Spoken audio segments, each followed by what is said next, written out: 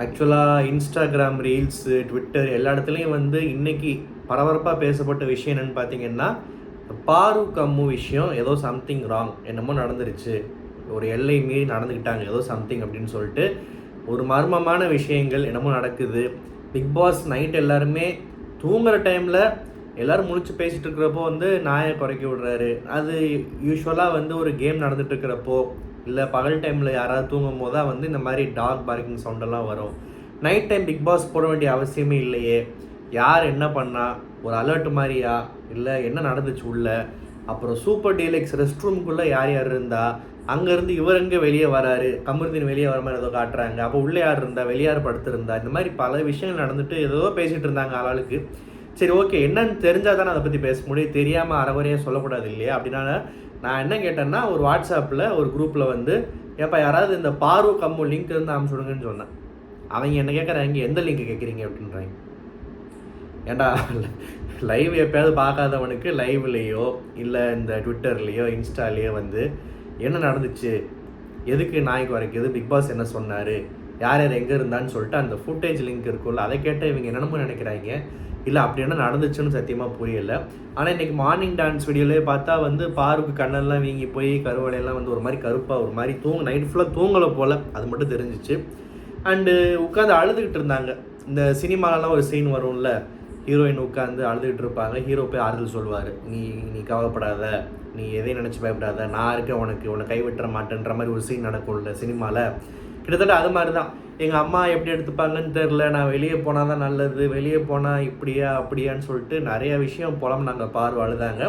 கம்மு வந்து ஆறுதல் சொல்கிறாரு, நான் என்ன தான் இருப்பேன், எப்படி வேணாலும் உனக்காக வந்து நிற்பேன் அப்படின்னு சொல்லிட்டு கம்மு வந்து பேசிக்கிட்டு இருக்காரு.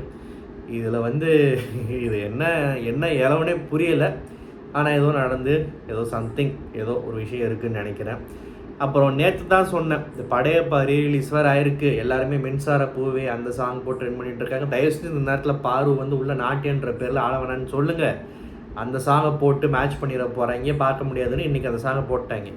இந்த வம்புக்குனே இழுப்பாங்க, வம்புக்குனே வீம்புக்குனே வந்து வம்பை விலை கொடுத்து வாங்கணுன்றதுக்காக இந்த வேலையை பார்க்குறாங்கன்னு நினைக்கிறேன்.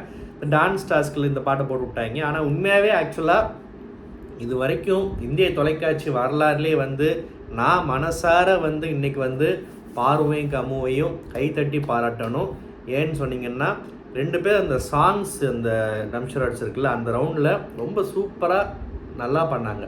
நல்லா டான்ஸ் ஆடினதும் நல்லா இருந்துச்சு, அதை நடித்து காமிச்சதும் நல்லா இருந்துச்சு, க்ரியேட்டிவாக யோசித்த விஷயங்கள் நல்லா இருந்துச்சு, போட்ட ஸ்டெப்ஸ் நல்லா இருந்துச்சு. அண்ட் இங்கேருந்து கெஸ் பண்ணவங்களும் சூப்பராக பண்ணாங்க, ஆதிரையும் கனியும். ஸோ அந்த overall super team work. And பாரு கம்மு மேலே எங்கெல்லாம் திறமை இருக்கோ அதுக்கு உண்டான பாராட்டு கிடைக்குன்றதை ப்ரூவ் பண்ணுற மாதிரி இந்த டாஸ்கில் அவங்க விளாண்டது எனக்கு ரொம்ப பிடிச்சிருந்துச்சு. ரெக்கார்ட் பிரேக்கிங் டைமில் கண்டுபிடிச்சி முடிச்சிட்டாங்க. அதுக்கப்புறம் ஏதோ குவிஸ்ன்னு சொல்லிட்டு டாஸ்க் வச்சாங்க. குவிஸாக பரவாயில்ல இன்ட்ரெஸ்டிங்காக இருக்குமேன்னு சொல்லிட்டு நம்மளாம் ஸ்கூலில் விளாண்டதுன்னு சொல்லிட்டு போய் உட்காந்து பார்த்தா ஒரு ஜார் ஆப்போட ப்ரொமோஷனு. அது எந்த அளவுக்கு ஒரு கேவலமான மட்டமான ப்ரொமோஷன்னா, 24 கேரட் கோல்டுன்ற குவாலிட்டி வந்து அங்கங்கே போஸ்டர்லேயே கண் முன்னாடியே போட்டு வச்சுருக்காங்க.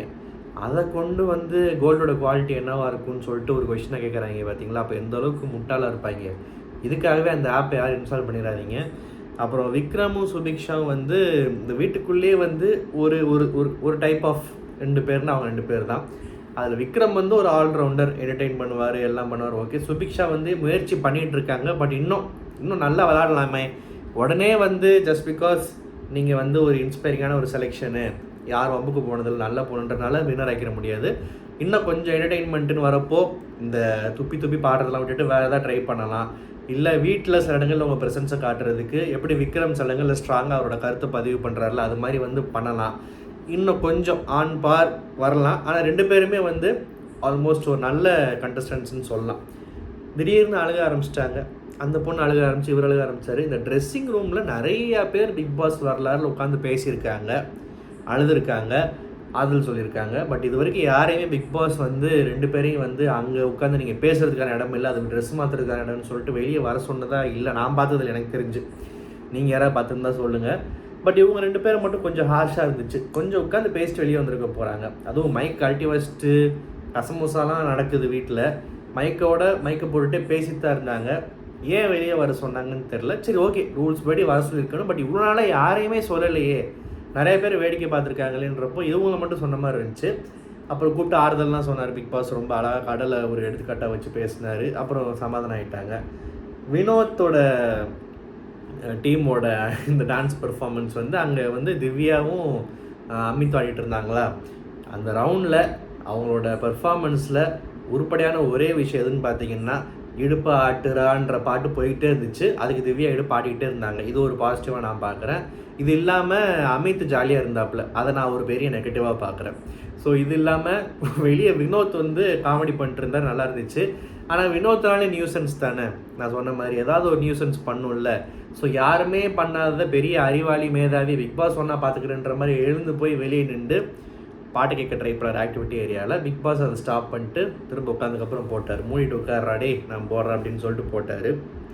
இவங்களும் ஓரளவுக்கு நல்லா கெஸ் பண்ணாங்க, அவங்களும் நல்லா ஆடினாங்க.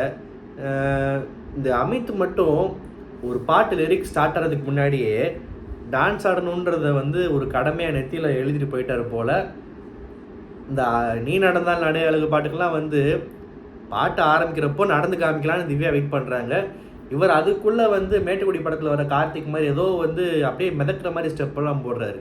பார்க்குறவங்களுக்கு ரஜினிகாந்தா கார்த்திகா பிரபுவானே டவுட் வந்துடும் போல். அந்த அளவுக்கு அமித்தோட அந்த ஆர்வக்கோளார் பெர்ஃபார்மன்ஸ் வந்து லைட்டாக கொஞ்சம் நான் சிங்கில் போச்சு. அப்புறம் அவர் ஓரளவுக்கு நல்லா பண்ணார். அப்புறம் இந்த அடிக்கிற கை அணைக்குமான்றதை வந்து இப்போ யோசிச்சு பார்த்தா டபுள் மீனிங்காக இருக்குல்ல. அப்பப்பெல்லாம் எடுத்திருக்காங்க, ஓகே. அப்பயும் யாரும் லேசப்பட்டாலும் இல்லை. இந்த அடிக்கிற கை அணைக்குமா அப்படின்றத வந்து அடிக்கிற கை அணைக்குமா அப்படின்னு அந்த சிம்ரனோட டோனில் பாட சொன்னால், வினோத் வந்து ஏதோ எம்ஜிஆர் நான் ஆணையிட்டான்ற மாதிரி அடிக்கிற கை அப்படியே அணைக்குமான்னு சொல்லிட்டு ஏதோ ஒரு டோனில் பாடி கரெக்டாக லிரிக்ஸை கெஸ் பண்ணியுமே சாங் கண்டுபிடிக்காமல் போச்சு. அதான் ஆதிரி சொல்லியிருக்கோம், அவர் வேறு மாதிரி பாயிட்டாருன்னு சொல்லிட்டு. ரொம்ப ஈஸி, கொஞ்சம் யோசிச்சிருக்கலாம். சரி ஓகே, இந்த பொண்டாட்டி பார்த்துருக்க வாய்ப்பு இல்லை அந்த படம். ஏன்னா அவங்களுக்கு தமிழே வந்து தட்டப்பத்தன் தான், ஒரு மாதிரி மலையாளங்களும் தமிழ் தான் பேசுகிறாங்க. பட் இருந்தாலுமே வந்து அந்த லிரிக்ஸை கண்டுபிடிச்சிட்டாங்க, பாராட்டலாம். வினோத்தோட தப்பு தான் நான் சொல்ல. வினோத் வந்து ஒரு சிங்கராக இருக்கிற ஒரு இடத்துல இந்த மாதிரி பாட்டை கண்டுபிடிச்சிருக்க வேண்டியது. பட் ஆனால் அவர் நிறைய பாத்ரூமெல்லாம் போய் யோசிச்சு ஒரு பாட்டெலாம் கண்டுபிடிச்சார். ஸோ முடிஞ்ச அளவுக்கு ட்ரை பண்ணார். இருந்தாலுமே வந்து என்ன சொல்கிறது, அந்த 5வது பாட்டை கிவ் அப் பண்ணாமல் எவ்வளோ நேரம் வேணாலும் ஆட விட்டு கண்டுபிடிச்சிருக்கலாம். பட் ஆனால் இந்த டீமுக்கு வந்து இருக்கிறதுலே மோஸ்ட் அதிகமான டிஸ்டர்பன்ஸ் வந்துச்சுன்னு நினைக்கிறேன், சுற்றி எல்லா பக்கமும். அதனால் அதுலேயே கடுப்பாகி போதும்ட்டாங்க. அப்புறம் இது முடிஞ்ச உடனே இன்றைக்கி எபிசோட் நல்லா போயிட்டுருக்கே, நல்ல டாஸ்க் என்டர்டெய்னிங்காக இருக்கே, கம்மு பார்வே பாராட்டு வாங்குறாங்களே, இப்படி தான் முடிய போகுதுன்னு நினச்சா இதுக்குன்னே இருக்குல்ல இந்த சனியன்னு சொல்கிறதா 7:30 கூட்டுவாங்க. சனியன்னா அந்த ஆளை சொல்ல நான் அந்த ஒரு சனின்னு வாங்கல, அந்த மாதிரி சொல்கிறேன். ஒரு 7:30 கூட்டணும்ல. ஏற்கனவே வந்து ஒரு சப்ப மேட்ருக்கு பிள்ளைங்க மேலே சத்தியம் பண்ணி தேவையில்லாமல் வந்து அதே அதோட இதை கெடுத்துக்கிருச்சு. இதுக்கு இல்லாமம்மா பிள்ளைங்க மேலே சத்தியம் பண்ணுவாங்க. இப்போ இன்றைக்கி சம்மந்தம் இல்லாமல் யாரையாவது குறை சொல்லணுன்ற பேரில் கனியை பிடிச்சி என் பிள்ளைங்களை கிண்டல் பண்ணுற மாதிரி ஏதோ பாட்டு பாடினீங்க அப்படின்னு. அது என்னன்னு கேட்டால் அது பாப்பா போட தாப்பா என்னமோ சொல்கிறாங்க. இப்போது கனி என்ன சொல்கிறாங்க, அப்படி ஒரு பாட்டே நான் பாடலன்றாங்க. வினோத் என்ன சொல்கிறாரு, அப்படியே பாப்பான்னு ஏதோ பாடிருந்தாலுமே அது உங்கள் வீட்டு பாப்பாவை யோசிச்சு அப்படியெல்லாம் ஏமா யோசிக்கிறீங்கன்றாங்க. உண்மையாகவே ஏன் இவ்வளோ கேவலமாக எங்கடா கேப் கிடைக்கும், ஒரு விக்டிம் கார்டு ப்ளே பண்ணலான்ற மாதிரி இப்படி ஒரு ஜென்மமாக இருக்குன்றது புரியவே இல்லை. தயவு செஞ்சு வெளியே அனுப்பிச்சிருங்க. இது இருந்து இது பண்ணுற விக்டிம் கார்டு சிம்பத்தின்ற பேரில் இது பண்ணுறது இரிட்டேட்டிங்காக இருக்குது. இது இருந்துச்சுன்னா இந்த ஃபேமிலி ரவுண்டில் வெளியே இருந்து ஒரு பைத்தியக்காரன் வருவான், அவனை பார்க்குறது அதை விட இரிட்டேட்டிங்காக இருக்கும். ஸோ நல்லா யாரையாவது திட்டாமல் ஒரு எபிசோட் ரிவ்யூ போகும்னு பார்த்தா கடைசியில் இது நமக்கு ஒரு ஆப் வச்ச மாதிரி தான் இருந்துச்சு. இந்த ரிவ்யூ உங்களுக்கு பிடிச்சிருந்தா மறக்காம சேனல் சப்ஸ்கிரைப் பண்ணுங்கள். நன்றி, வணக்கம்.